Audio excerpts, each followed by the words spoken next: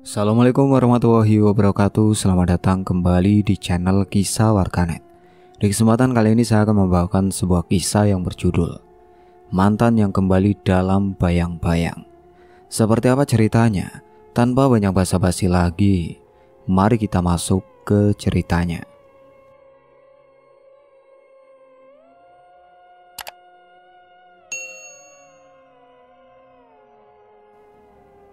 Yogyakarta, kota yang ramai dengan lampu Malioboro dan suara angklung pedagang kaki lima, jadi saksi kisah Gali Pramana dan Sekar Wulan.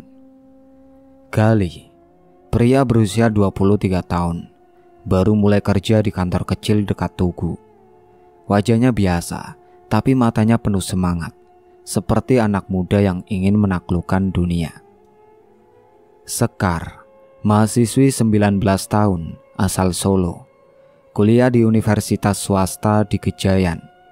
Rambutnya panjang, sikapnya kalem, dan senyumnya lembut. Tapi ada kesedihan di matanya, seperti orang yang jauh dari rumah. Mereka pacaran 1,5 tahun. Awalnya semuanya manis. Gali suka ajak Sekar jalan malam di Malioboro, makan gudeg di warung pinggir jalan, atau ngobrol di angkringan sampai larut. Sekar pendiam, tapi tiap cerita, Gali selalu dengar dengan sabar. Buat Sekar, Gali bukan cuma pacar, tapi juga seperti kakak. Dia perantau, sendirian di Yogyakarta, tanpa keluarga. Gali adalah tempatnya bersandar, orang yang bikin dia merasa aman di kota asing ini. Tapi di balik kehangatan itu, Gali mulai resah. Hubungan mereka terasa terlalu tenang, hampir membosankan. Sekar jarang ngomong banyak, gak pernah marah, gak pernah heboh. Gali suka cerita tentang pekerjaan yang melelahkan, tapi Sekar cuma mendengarkan, sesekali mengangguk. Gali pengen lebih, entah apa, tapi dia merasa hidupnya monoton. Mungkin aku butuh sesuatu yang lebih hidup, pikirnya suatu malam sambil menatap langit Yogyakarta yang penuh bintang dari balkon apartemennya di Kota Baru. Sekar, di sisi lain, tak pernah tahu keresahan Gali. Baginya Gali adalah segalanya. Tiap malam dia simpan foto mereka berdua di ponselnya. Tersenyum sendiri ingat saat Gali pegang tangannya di alun-alun. Tapi dia juga merasa ada jarak. Gali mulai jarang balas pesan cepat, kadang cuma ketikan singkat. Sibuk, nanti ya. Sekar cuma diam, takut ngeluh bikin Gali kesal. Di kamar kosnya yang sempit di Gejayan, dia sering menatap plafon, berpikir, apa aku kurang buat dia? Gali bingung dengan perasaannya sendiri. Dia sayang Sekar, tapi hatinya seperti kosong. Dia takut kalau terus begini, dia malah bakal nyakitin Sekar lebih dalam. Di gang sempit dekat kos Sekar, di bawah lampu jalan yang temaram, Gali sering berdiri lama, memikirkan apa yang salah. Yogyakarta dengan semua kebisingan dan keramaiannya tiba-tiba terasa sepi. Dia ingin hubungan mereka seperti dulu, penuh tawa dan cerita. Tapi sekarang rasanya cuma rutinitas. Malam itu Gali duduk di angkringan, memegang gelas kopi yang sudah dingin. Aku harus jujur sama perasaanku, gumamnya, menatap asap kopi yang lenyap di udara. Keresahannya makin kuat. Hubungan dengan Sekar terasa seperti jalan buntu. Dia sayang Sekar, tapi hatinya tak lagi di situ.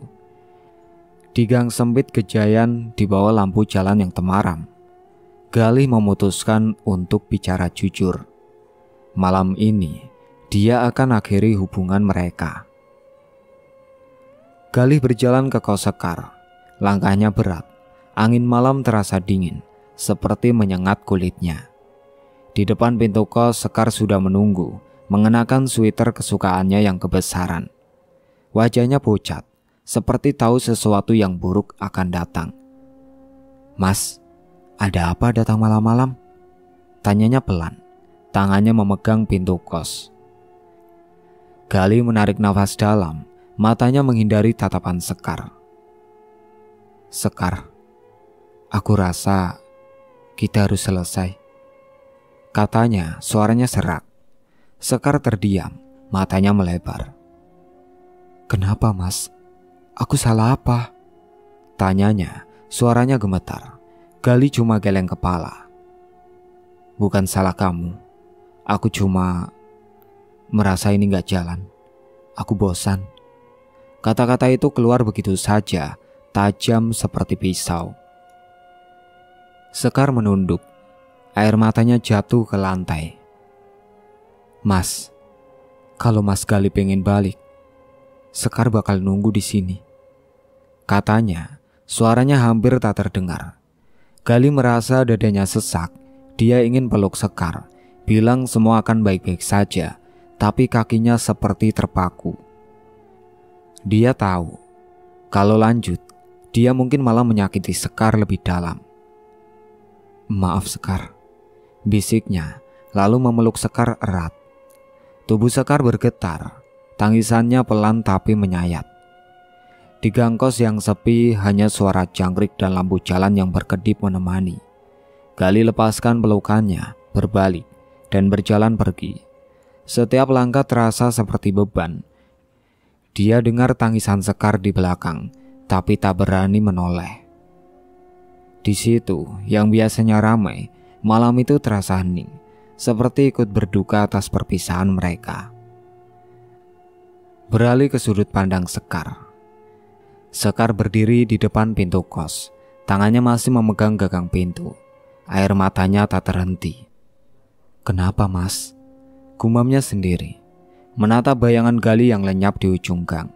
Kamar kosannya yang kecil tiba-tiba terasa lebih sempit. Dia duduk di lantai, memeluk lutut.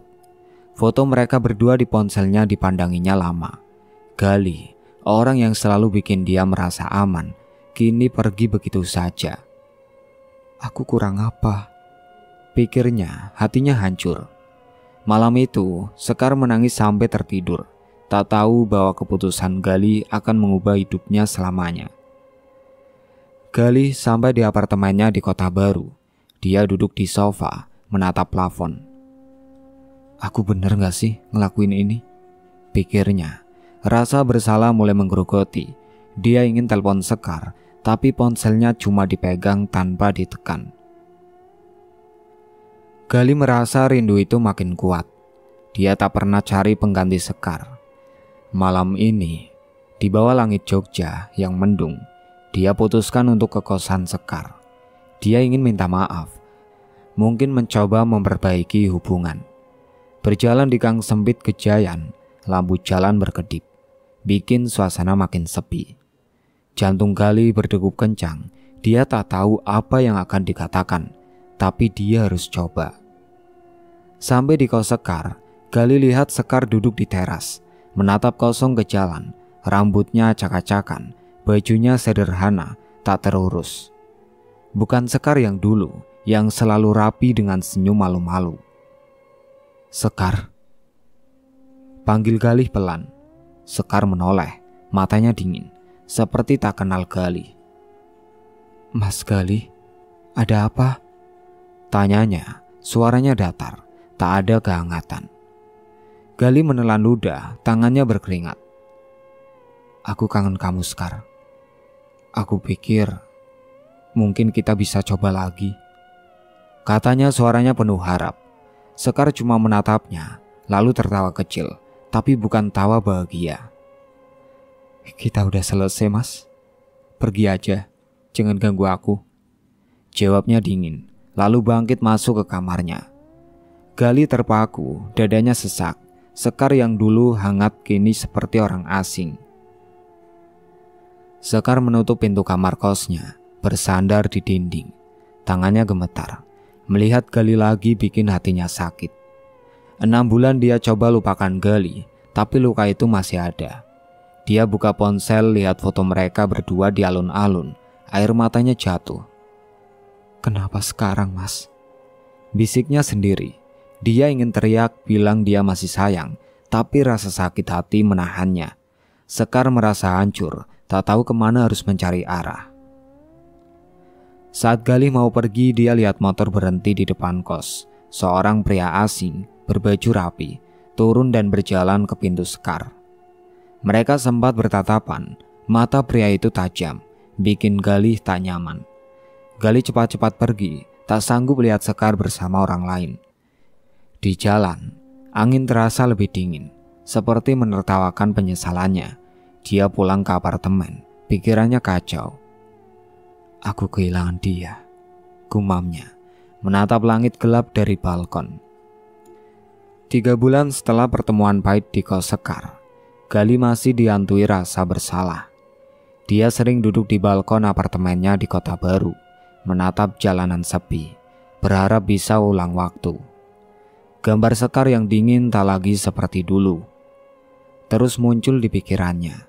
Dia coba fokus kerja, tapi pikirannya selalu kembali ke Gang Gejayan, ke wajah Sekar yang penuh luka. Suatu sore, saat Galih ngopi di warung dekat Tugu, ponselnya berdering. Nama Lintang, teman kampus Sekar, muncul di layar. Galih angkat dengan perasaan tak enak.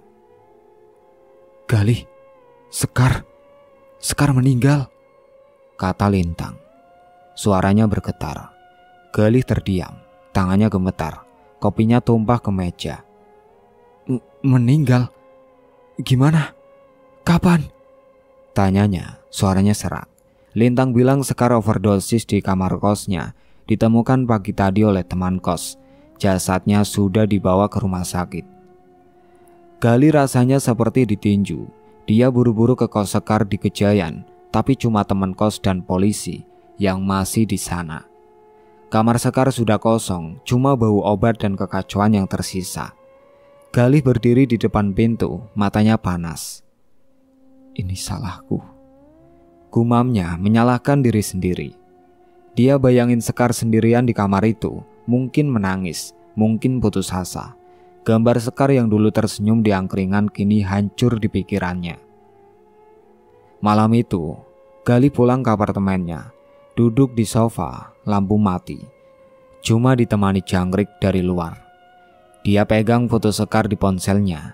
Air matanya jatuh. Kenapa aku ninggalin kamu, Sekar? Bisiknya. Rasa bersalah menusuk dadanya. Dia ingat kata-kata Sekar. Sekar bakal nunggu di sini. Tapi sekarang, Sekar pergi selamanya. Galih ngerasa dia yang bikin Sekar jatuh ke lubang gelap. Pekerjaan, teman, apapun, gak bisa ngilangin rasa sesal itu. Dia coba tidur tapi tiap nutup mata, dia lihat wajah Sekar. Bukan wajah Sekar yang dulu, tapi yang pucat, murung, seperti yang dia temui 3 bulan lalu. Di Jogja, yang biasanya ramai dengan suara motor dan pedagang, malam itu terasa mati. Angin di balkon bertiup pelan, membawa bau samar bunga kenanga, parfum favorit Sekar. Galih gak sadar, tapi bau itu bikin bulu kuduknya berdiri. Dia tarik selimut, coba tutup telinga, tapi perasaan tak enak makin kuat. Galih gak tahu, sesuatu yang lebih mengerikan sedang mendekat. Di sudut kamarnya, bayangan kecil bergerak pelan, hampir tak terlihat. Malam itu di apartemennya di Kota Baru, Galih terbangun jam 2 pagi. Suara langkah kaki pelan terdengar dari lorong, seperti seseorang berjalan hati-hati. Jantungnya langsung berdegup kencang. Dia tinggal sendiri, tak mungkin ada orang lain. Lalu aroma bunga kenanga yang kuat, parfum favorit Sekar, memenuhi kamar. Galih duduk di ranjang, nafasnya tersengal, matanya menyapu sudut gelap kamar. Tiba-tiba, di sudut dekat lemari, dia lihat sosok Sekar. Wajahnya pucat, seperti kertas. Mata merah bengkak seperti habis menangis. Tubuhnya basah, air menetes ke lantai. Sekar menatap Galih, matanya penuh. Kesedihan bercampur kemarahan. Mas, Sekar masih nunggu di sini. Bisiknya suaranya serak, seperti keluar dari tenggorokan yang kering. Galih kaku, tak bisa gerak, tak bisa bersuara. Tubuhnya dingin, seperti ada es di tulangnya. Sekar melangkah pelan mendekat, lalu tiba-tiba lenyap. Suara tangisan pilu bergema, bikin bulu kuduk Galih berdiri. Gali tarik selimut, tangannya gemetar. Ini cuma mimpi, pikirnya. Coba tenangkan diri. Tapi bau kenanga masih ada, kuat, seperti Sekar berdiri di sampingnya. Dia ingat wajah Sekar yang pucat tadi, bukan Sekar yang dulu yang selalu tersenyum lembut. Rasa bersalah makin menggerogoti. Apa dia marah aku ninggalin dia? Gumamnya. Dia nyalakan lampu, tapi kamar tetap terasa gelap, seperti ada bayangan yang mengintip. Pagi harinya Gali coba lupakan kejadian malam itu. Dia ke kantor tapi pikirannya kacau. Di jalanan kota baru suara klakson dan pedagang terasa jauh. Dia cuma bisa ingat mata merah Sekar. Malam berikutnya teror datang lagi. Saat Gali mandi, air panas di kamar mandi tiba-tiba dingin. Dia merasa tangan dingin menyentuh pundaknya. Menoleh, Sekar berdiri di belakang. Rambutnya basah menutup wajah. Air menetes dari tubuhnya. Mas, tolong aku, bisik Sekar. Suaranya penuh keputusasaan. Gali teriak, jatuh ke lantai, dan pingsan. Bangun pagi badannya lemas, seperti habis lari jauh. Gali panik, dia nggak tahan lagi. Malam itu dia putuskan menginap di kos Wicaksono, temannya di Seturan. Aku nggak bisa di apartemen, Wicak, katanya, wajahnya pucat. Wicaksono cuma angkat alis, gak yakin, tapi kasih kunci kamar. Gali berharap pindah tempat bisa hentikan teror. Di kamar kecil Wicaksono, dia coba tidur, tapi matanya sulit terpejam. Gambar Sekar dengan wajah pucat dan mata merah terus muncul. Rasa bersalah bercampur ketakutan bikin dadanya sesak. Aku cuma butuh istirahat, gumamnya. Coba yakinkan diri sendiri. Tengah malam jam 1 Gali terbangun karena hawa dingin yang aneh. Bau kenanga lagi-lagi memenuhi ruangan, kuat, seperti ada seseorang di dekatnya. Dia lihat ke ujung ranjang dan jantungnya hampir berhenti. Sekar duduk di sana, tubuhnya basah, rambut menutupi wajah, tangannya memegang lengan Gali erat. Bekas merah muncul di kulit Gali, terasa perih. Mas, kenapa ninggalin Sekar? Raung Sekar suaranya seperti jeritan yang bergema di kepala Gali. Gali teriak, Wicak, bangun! Tapi Wicaksono cuma ngorok, tak terganggu. Gali dorong tubuhnya mundur, punggungnya nempel di dinding. Sekar mendekat, matanya kini terlihat dari balik rambut basah, penuh kemarahan. Mas, Sekar masih di sini, bisiknya lalu lenyap. Bau kenanga tetap tinggal, bikin Gali sesak napas. Dia nyalakan lampu, tangannya gemetar. Bekas merah di lengannya masih ada, bukti itu bukan mimpi. Ini gak masuk akal, pikirnya. Keringat dingin mengalir di dahinya. Gali duduk di lantai, memeluk lutut. Dia ingat Sekar yang dulu, yang selalu peluk dia saat takut. Sekarang Sekar justru bikin dia takut. Apa dia benci aku? Apa dia mau balas dendam? Pikirnya. Rasa bersalah makin berat. Dia ngerasa kematian Sekar ada hubungannya sama dia, sama keputusannya ninggalin Sekar sendirian di sana. Pagi harinya Gali ceritain semuanya ke Wicaksono. Lo kebanyakan mikir, Gali. Mungkin lo cuma kangen Sekar, kata Wicaksono nyengir, tapi matanya ragu. Gali tunjukkan bekas merah di lengannya. Wicaksono diam, wajahnya serius.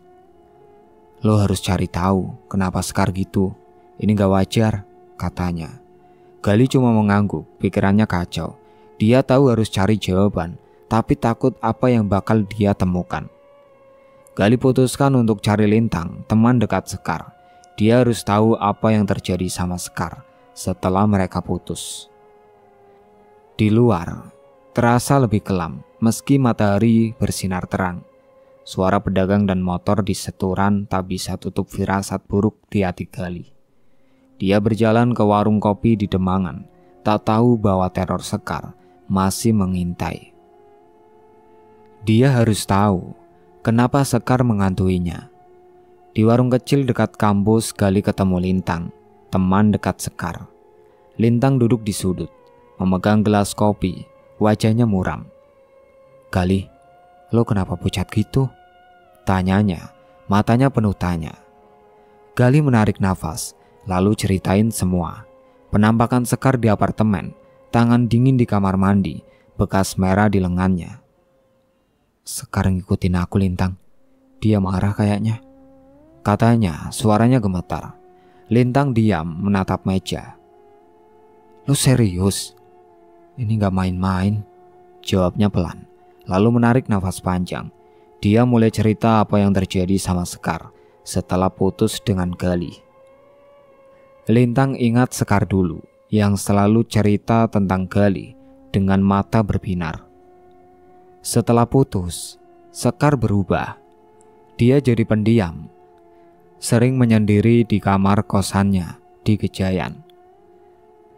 Sekar depresi berat kali. Dia gak punya tempat curhat lagi, kata Lintang, matanya berkaca-kaca. Sekar sering masuk kuliah dengan muka kuyu, mata sembab. Lintang coba dekatin, tapi Sekar selalu bilang, "Aku gak mau nyusahin lo."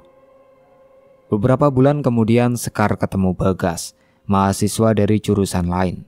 Awalnya Sekar kelihatan ceria lagi. Dia dandan rapi, senyumnya balik. "Aku mau jadi Sekar yang baru, Lintang," katanya suatu hari, tapi Lintang curiga. Bagas kelihatan manis di depan, tapi ada yang gak beres. Sekar mulai jarang cerita, sampai suatu malam dia telepon Lintang, suaranya lemah. "Aku capek hidup, Lintang," katanya, lalu menutup telepon. Lintang panik, tapi Sekar gak mau cerita lebih. Tak lama, kabar overdosis itu datang. Gali dengar cerita Lintang dengan dada sesak. Dia ngerasa bersalah, seperti dia yang dorong Sekar ke tepi jurang. "Bagas itu siapa? Dia bikin Sekar kayak gitu?" tanyanya, suaranya penuh amarah. Lintang cuma geleng kepala. "Aku gak tahu banyak. Bagas kayaknya manipulatif, kasih Sekar obat-obatan, bilang itu buat tenangin pikiran," jawabnya. Gali menunduk, tangannya mengepal. Dia harus cari tahu lebih banyak. Mungkin itu kunci kenapa Sekar mengantuinya. Warung kopi terasa pengap, meski angin bertiup pelan di luar. Gali merasa ada mata yang mengawasi dari jauh. Bau kenanga samar tercium lagi, bikin bulu kuduknya berdiri. Dia tahu Sekar ada di situ. "Aku harus ke Solo, ketemu keluarga Sekar," katanya tiba-tiba. Lintang mengangguk, tapi matanya penuh kekhawatiran. Galih tahu dia harus ke Solo, ke keluarga Sekar, untuk cari tahu apa yang bikin arwah Sekar tak tenang. Dengan hati berat, Gali naik bus pagi dari terminal Giwangan. Jalanan ke Solo terasa panjang. Pemandangan sawah dan gunung Merapi di kejauhan tak bisa tenangkan pikirannya. Wajah pucat Sekar dan raungannya terus bergema di kepalanya. Sampai di Solo, Gali menuju rumah keluarga Sekar di daerah Lawean. Rumah sederhana bercat putih itu terasa sunyi, seperti menyimpan duka. Kinasi, adik Sekar, menyambutnya di ruang tamu. Wajah Kinasi mirip Sekar, tapi matanya penuh kesedihan. "Mas Gali, mau apa kesini?" tanyanya pelan. Gali menarik nafas, lalu ceritain penampakan Sekar yang bikin dia takut. "Aku mau minta maaf, Kinasi. Aku ngerasa bersalah atas kematian Sekar," katanya, suaranya serak. Kinasi menatap Gali, hatinya campur aduk. Dia tahu Sekar sayang Gali, tapi putusnya mereka bikin kakaknya hancur. "Kak Sekar gak pernah cerita banyak soal Mas Gali setelah putus," katanya, matanya berkaca-kaca. Kinasi masuk ke kamar, lalu kembali dengan kotak kecil berisi perhiasan dan selembar surat. "Ini ditemuin di kamar Kak Sekar. Mungkin Mas Gali perlu lihat," katanya, tangannya gemetar. Gali buka surat itu. Tulisan tangan Sekar yang rapi langsung bikin dadanya sesak. Surat itu pendek, ditulis sebelum Sekar meninggal. Sekar cerita betapa hancurnya dia setelah Gali pergi. Dia ketemu Bagas yang awalnya baik, tapi akhirnya manipulatif. Bagas kasih Sekar obat-obatan Bilang itu buat tenangin pikiran, tapi obat itu bikin Sekar candu. Bagas juga kasar, sering paksa Sekar lakuin hal yang dia gak mau. "Aku capek, Mas. Aku cuma pengen Mas Galih balik," tulis Sekar di akhir surat. Galih menangis, air matanya jatuh ke kertas. Galih ngerasa hatinya hancur. "Ini semua salahku," bisiknya menunduk. Dia bayangin Sekar sendirian, terjebak dengan Bagas, tanpa ada yang bantu. Kinasi cuma diam, tak tahu harus bilang apa. Di luar, angin bertiup pelan, tapi suasana rumah terasa berat, seperti ada bayangan Sekar di sudut ruangan. Galih pamit, memegang surat itu erat-erat. Dia tahu Sekar muncul untuk bilang sesuatu, dan sekarang dia ngerti. Sekar pengen dia tahu penderitaannya. Galih pulang dari Solo dengan surat Sekar di tangan. Hatinya penuh penyesalan. Di apartemennya di Kota Baru, bau kenanga yang dulu mengantui tiba-tiba hilang. Malam itu dia duduk di sofa, menatap surat Sekar yang penuh luka. "Aku bikin kamu menderita, Sekar," bisiknya. Air matanya jatuh lagi. Dia merasa Sekar muncul bukan untuk menakuti, tapi untuk minta tolong, untuk bilang dia tersakiti. Galih coba tidur, tapi pikirannya kacau. Tiba-tiba, dia terbangun dalam mimpi aneh. Dia berdiri di tepi sungai, di bawah pohon beringin yang besar. Kabut tipis menyelimuti air, lampu jalan berkedip pelan. Sekar muncul, mengenakan kebaya putih, wajahnya tak lagi pucat, tapi tenang, dengan senyum lembut seperti dulu. "Terima kasih, Mas. Sekar bisa istirahat sekarang.